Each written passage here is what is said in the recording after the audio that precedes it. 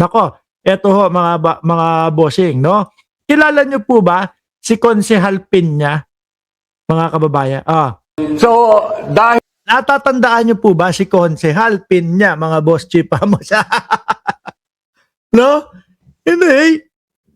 Yun yung mas madali kong matanda kasi hindi ko naman alam ang apelyido o pangalan nito. Hindi ko na makilala talaga ito. Kaya sabi ko sa sarili ko, nako, maglalagay ako ng code name para mas madali kong matandaan si Konsehal. Konsehal Piña. Eto po mga kababayan, yun pong nagsisisigaw sa EDSA at nagmamagaling, sinisigawan yung isang, kung di ako nagkakamali, LTO. No? Dahil inihambalang nila yung mga sasakyan nila doon sa EDSA, mga bossing. Ano gagawin ng LTO? I-impound. Pero nagsisigaw, mga kababayan. Nagsisigaw. At isa pa sa isinigaw ni Konsehal Piña, mga bossing, ay bangag daw ang ating presidente at hindi daw dapat sinusunod nung mga LTO or kung sino man, no? Baka siguro kasama dyan pati yung mga militar at mga kapulisan. Hindi daw dapat nila sinusunod si Pangulong Bongbong Marcos Hindi ba sedisyon yun? Sabihan mo yung mga opisyal o sabihan mo yung opisyal doon na wag sundin ang presidente natin kasi addict daw ang presidente natin. Pakinggan niyo po, nag-i-explain si Konsehal Piña dito, mga boss.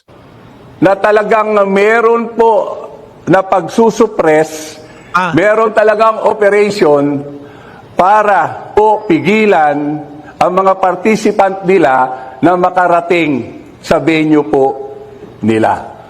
Saan yun? Saan yun? Doon sa INC na rally?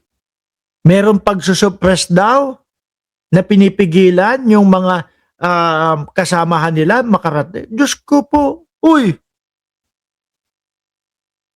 Wala naman talagang pupunta Yung mga DDS, walang pamasahe. No, kaya hindi pumunta. At isa pa, dahil meron po doon sa mga INC, mga kababayan, na ayaw nilang masasama o mahahaluan ng mga DDS. Di ba? Yung iba, ayaw naman talagang pumunta dahil ang tanging layunin nila kapag ka nasa INC ay kumbaga manampalataya lang, di ba? Pero yung mga parali-rali na ganyan, hindi. So, dahil po may personal knowledge na ako, kaya nung nakita ko na nagwawala yung isang kapatiran, dun po ang nagsimula Sinaway ko yung kapatiran. May nawawala pa At pinaliwanagan ko na bawal mag-park at bawal dumaan ang sasakyan dyan. Kaya lang, nung sinabi sa akin, kung siya pa yung nanaway dun si Hal, hero pala si Konsehal Piña. i-impound po yung sasakyan namin. Doon na po Natural, hinambalang iniharang nyo dyan sa National Road. EDSA pa yan. ako medyo naging emotional. Nakita ko po, tinanong ko, nilapitan ko yung driver, at sinabi ko, tinanong ko yung driver at pasahero ko, ikaw no ang ngulekta. Hindi nga raw po. So ipiniliwanag ko yan dahil kinumpis ka na Hindi, sandali. Ang tingin ko dyan, kung bakit po gustong i-impound at gustong tikitan ay dahil ihinambalang nila sa EDSA at hindi po dahil nagkokoloro, mga bossing. LTO, yung driver's license at rehistro, sinabi ko, hindi mo pwede i-impound yan dahil hindi nangungulurom yan. Meron bang ganon? Nasa kalagitnaan ng EDSA, iarang mo yung sasakyan tapos biglang koloro. Wala yata akong narinig na ganon. No? Ang narinig ko, mga kababayan, ay sinasabi nito, hindi mo pwedeng i-impound dyan at magtrabaho ka ng patas. Di ba yun lang yung narinig natin. Tapos, kaakibat nun, wag mong sundin yung amo mo dahil alam ng lahat ng nandirito ay yung amo mo ay addict. Di ba? Yun yung narinig natin dito kaila Konsehal Piña. Pero dahil nga may marching order, kaya po talagang pilit pa rin nila na i-impound yung sasakyan.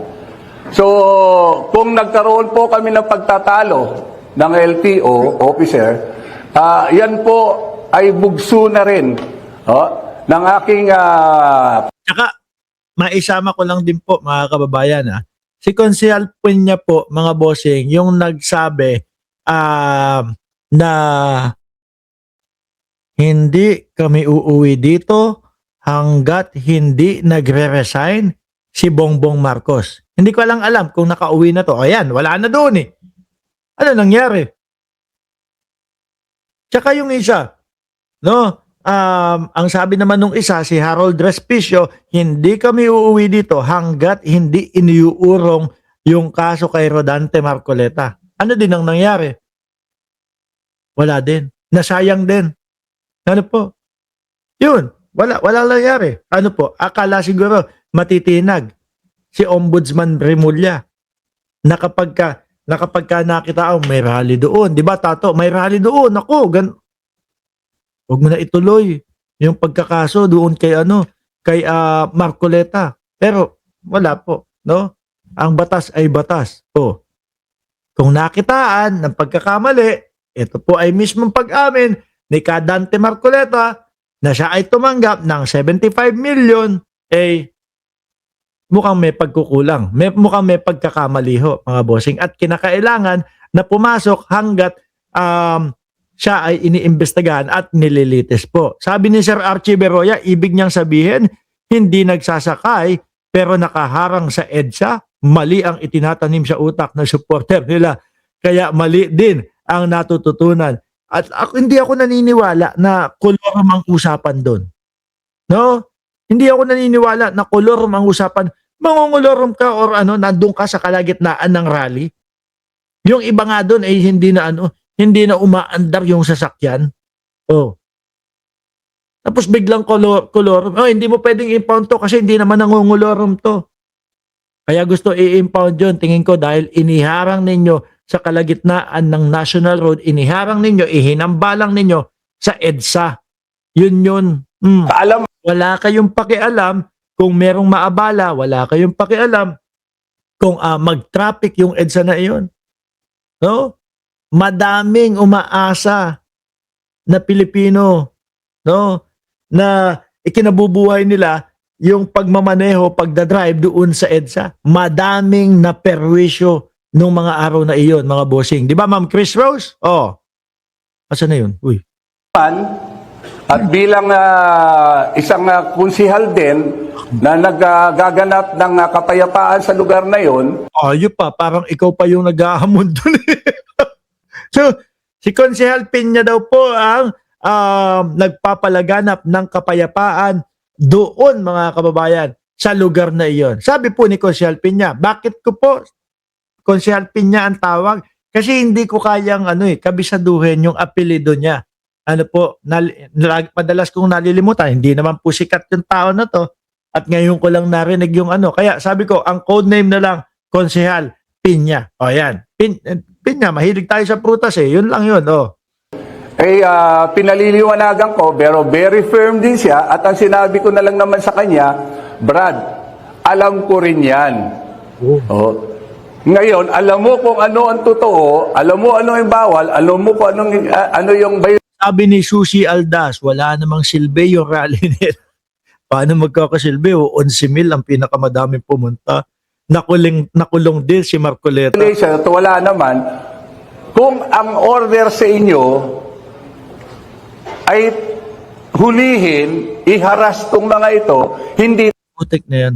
Tigil na nga natin. Puro puro kagaguhan lang ang pinagsasabi. Iharas.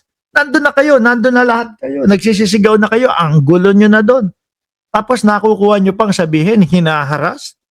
Kayo nga, walang permit Yung una di ba? Pero pinagbigyan pa din mga bossing. Hanggang sa sakalang dumating yung permit nila.